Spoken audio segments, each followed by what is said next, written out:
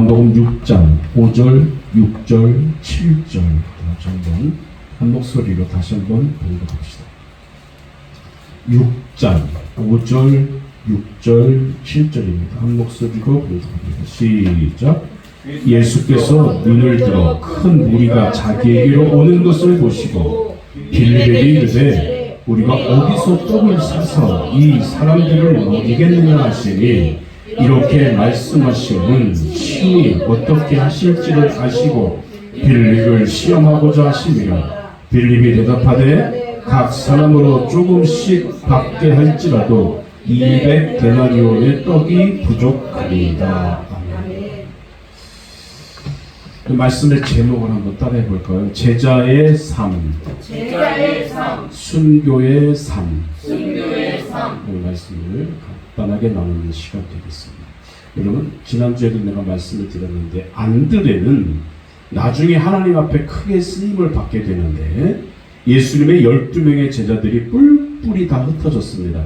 도마는 동쪽으로 가서 인도에까지 가서 복음을 증거했다는 기록이 남아 있고요. 반면에 베드로는 서쪽으로 갔습니다. 그래서 로마에 가서 복음을 증거했다고 합니다. 안드레는 그럼 여러분 어디로 갔을까요?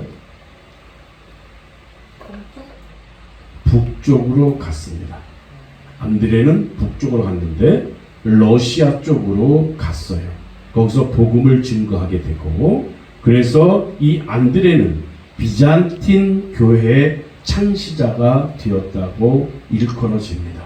동방정교회라는, 여러분 그거 들어보셨는지 모르겠지만 이 동방정교회라고 있는 그 교회 창시자가 됩니다. 그래서 안드레는 북쪽으로 가서 많은 사람들에게 복음을 증거했습니다. 그리고 이 땅에 예수님 오신 후 60년이 되는 주후 60년에 복음을 증거하다가 안드레는 순교를 당하고 말았습니다. 순교당할 때까지 십자가에 달리게 되었는데 그의 형 베드로는 십자가형을 당할 때 어떻게 당했다고요? 내가 예수님과 똑같은 모습으로 십자가에 달릴 수가 없어요. 십자가를 거꾸로 매달려 죽지 않았습니까? 그래서 이 거꾸로 된 십자가를 베드로의 십자가라고 여러분 말합니다. 그러면 안드레도 똑같이 이야기를 했던 것 같은데 안드레는 어떻게 십자가형을 당했을까요? 아시는 분? X자형의 십자가에 못 박혀 죽었다고 합니다. 그래서 X자형의 십자가를 가리켜서 앤드류 십자가라고 합니다. 앤드류 십자가. 영국 국기 여러분 아시죠? 영국 국기 보면 유니온 잭이라는 그런 영국 국기라고 합니다. 한국 국기는 태극기지만 영국 국기는 유니온 잭이라고 해요. 유니온 잭은 보통의 십자가와 안드레의 십자가를 합쳐놓은 그런 모습입니다. 그래서 이 유니온 잭은 로마 십자가, 정상적인 십자가와 앤드류의 십자가를 합쳐서 놓아서 그 영국 국기가 되었는데 하나님 앞에서 순교하고 헌신하는 나라가 되겠습니다 라는 의미가 담긴 영국 국기라고 할 수 있겠습니다. 그런 뜻이 이 영국 앤드류 잭이라는 앤드류 잭은 유니온 잭, 영국의 유니온 잭이라는 국기의 깃발의 의미가 하나님 앞에 순교하고 헌신하는 나라가 되겠습니다라는 의미가 담겨 있는 국기입니다. 영국 국기를 바라볼 때마다 안드레의 순교를 생각하기를 바랍니다. 저 안에 안드레가 있구나. 저 안에 안드레의 복음의 뿌리가 아직까지 남아 있구나. 이처럼 우리도 안드레와 마찬가지로 복음을 증거하는 그런 일에 말씀 힘씀으로써 십자가를 지는 저와 여러분 되시기를 주의 이름으로 부탁드리겠습니다. 참 이 두 형제가 이렇게 하나님 앞에 충성을 하다가 천국 가는 그런 귀한 일을 감당했던 이 안드레를 볼 수 있습니다. 6월절이 임박했는데 많은 무리가 예수님의 계신 광야로 찾아왔어요. 야외이기 때문에 먹는 문제가 생겼습니다. 예수께서 이 문제를 통해서, 이 기회를 통해서 제자들의 신앙이 이 어느 정도인지 한번 보고 싶었어요. 그래서 예수님의 시험이 무엇이었습니까? 어디서 우리가 어디서 떡을 사서 이 사람들을 먹게 하겠느냐라고 5절에 말씀하니까 이렇게 시험 문제를 내놓았어요. 그러니까 6절에 보니까 분명히 이렇게 말씀하시면 친히 어떻게 시험코자 하실 것을 아시고 빌립을 시험코자 하심이라고 했어요. 예수님께서 시험하시고 이런 문제를 내어봤습니다. 그랬더니 빌립이 뭐라고 반응했습니까? 아주 머리가 좋아요. 컴퓨터와도 같이 머리를 빨리 굴려서 나온 대답이 예수님, 이 모든 사람들을 조금씩만 먹게 한다 할지라도 200데나리온의 떡이 부족할 것 같습니다. 야, 동계산까지 어떻게 그렇게 했는지 몰라요. 여러분, 한 데나리온은 우리가 잘 아는 것처럼 노동자 일당이에요. 뭐 지금으로 한 10만 원, 15만 원 정도 친다면 한 데나리온. 그러면 200데나리온은 얼마 같아요? 10만 원씩만 잡아도. 네? 200데나리온? 2억. 예, 2억에 가까운 돈. 5천 명을 먹이는데, 와야. 한 데나리온이 10만 원인데, 2억. 2억? 5천 명이잖아. 그럼 얼마야? 20억. 10억? 그렇죠. 2, 50이네. 10억이네. 여러분, 수학을 할 줄 몰라요? 유리 말해봐. 얼마야?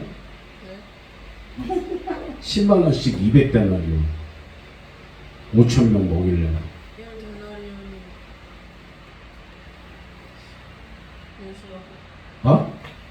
10억이야, 2억이야. 10억. 10억은 아니고 1데나리온이 10만 원. 10만 한 데나리온 10만 원인데 200데나리온.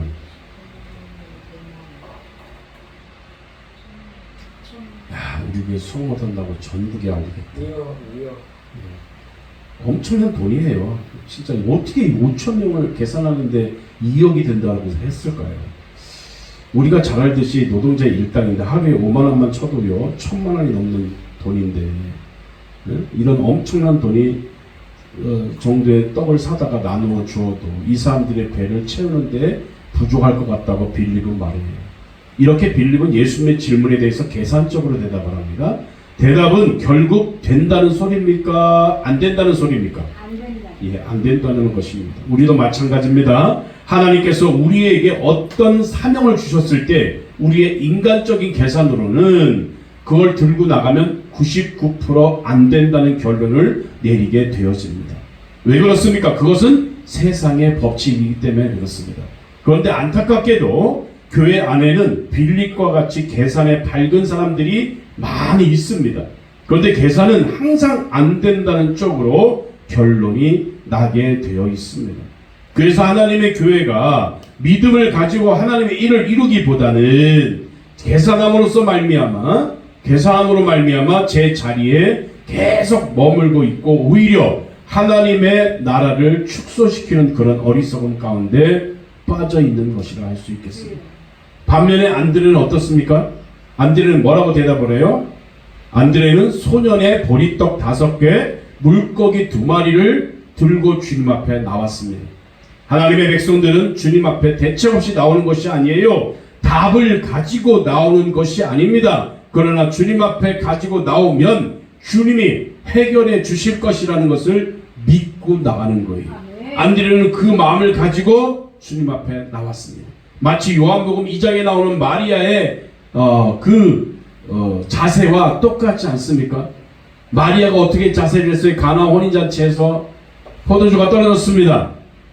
어떻게 해요? 대책 없이 주님 앞에 나왔습니까? 어떻게 해요? 포도주가 떨어졌는데 어떻게 지금 해봐요? 그랬습니까? 주님께서 그 모든 문제를 해결해 주셨습니다. 믿습니까?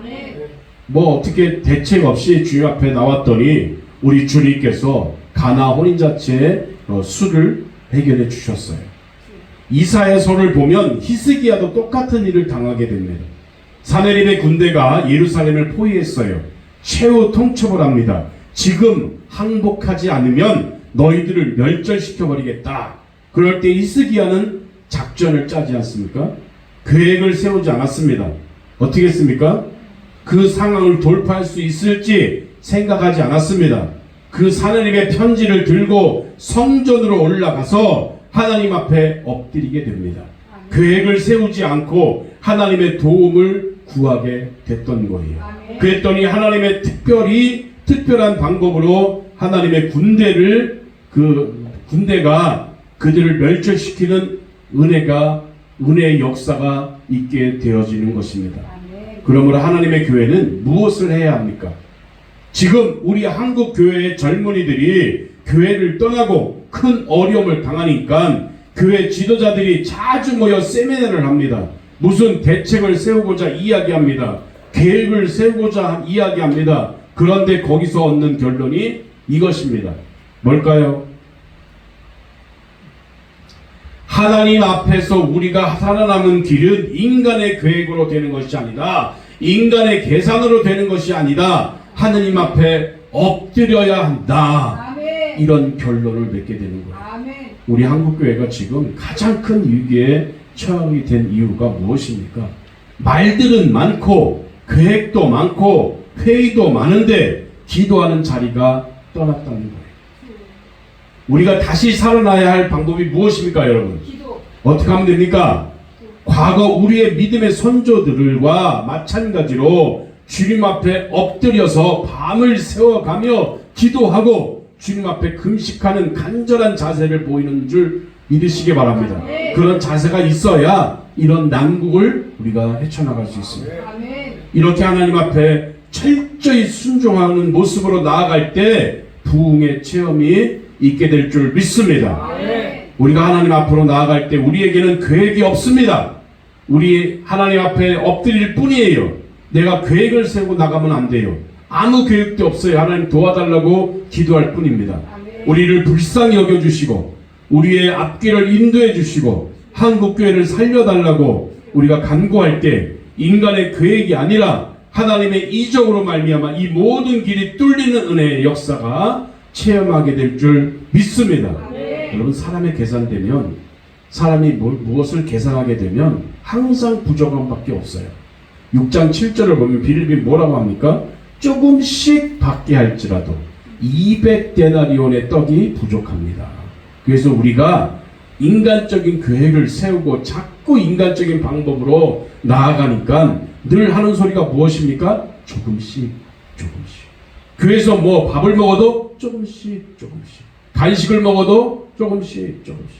부족하다. 이 소리밖에 안 해요. 반면에 안드레의 방법이 무엇입니까? 믿음의 방법으로 나아갈 때 어떤 일이 벌어지죠? 예수님께서 떡을 가져 축사하신 후에 많은 사람 앉은 자들에게 나눠주시고 고기도 그렇게 저희의 원대로 주시니까 11절입니다. 조금씩 주는 것하고 원대로 주는 것하고는 얼마나 큰 차이가 있습니까? 달라는 대로 줬다고 그 말이에요. 조금씩 나눠준 게 아니에요. 부족하게 주는 게 아니에요. 원대로 주셨습니다. 그리고 얼마나 큰 차이가 있습니까? 조금씩과 원대로. 한쪽은 부족했습니다. 그런데 12절에 보니까 어떻게 되었습니까? 저희가 배부른 후에 예수께서 제자들에게 이르시되 남은 조각을 거두고 라고 남았습니다. 얼마만큼 남았습니까? 12바구니에 가득 찰 정도로 남았습니다. 부스럽게. 그러므로 우리가 인생을 살아갈 때 하나님 앞에서 풍성한 것들을 누리게 되는 방법이 여러분 무엇입니까? 빌립의 방법으로 나아가면 반드시 부족합니다. 반면에 안드레의 방법으로 나아가면 원대로 먹고도 남는 것이 12바구니가 되는 줄 믿습니다. 아멘. 그런 성도가 되기를 주의 이름으로 부탁드리겠습니다. 아멘. 그러므로 우리의 삶의 모든 부분에서도 빌립의 길을 걸어갈 것이 아니라 안드레의 길을 걷는 성도가 되시기를 바랍니다. 아멘. 우리에게 많은 문제가 있으니까 주님 앞에 내어놓으면 다 해결되고 주께서 은혜를 주실 줄 믿습니다. 아멘. 안드레의 신앙을 담기를 주의 이름으로 축원드립니다. 기도하겠습니다.